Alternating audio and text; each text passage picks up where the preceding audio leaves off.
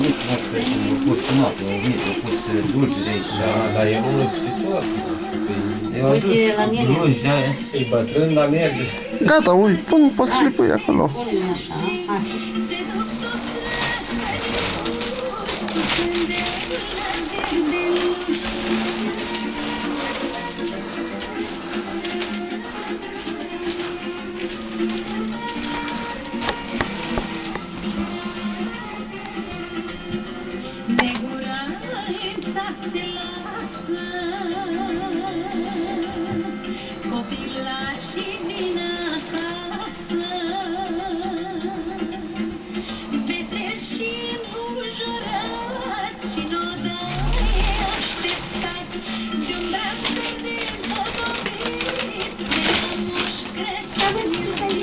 Uite-te!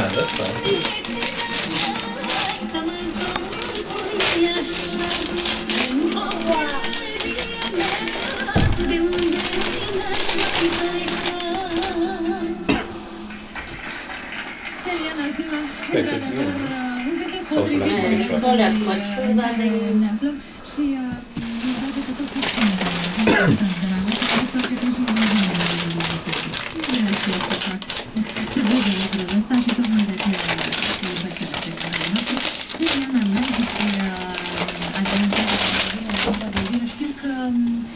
Telespectatorii noștri vă îndrăgesc foarte mult când vine vorba de a cânta împreună și nu numai, fiecare separat sunteți artiști îndrăgiți.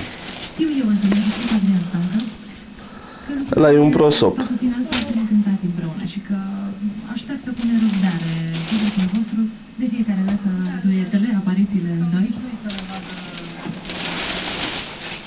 Dragul meu, haideți să vă ascultăm. O venit iarna, uite, moșul ți-a adus și o geacă. Și-o adus geaca mea. La toți ne-a adus moșul geci, că am fost cu minți.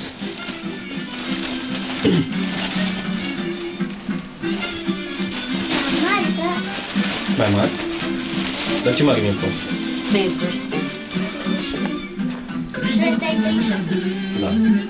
Mai crești tu, când mai crești.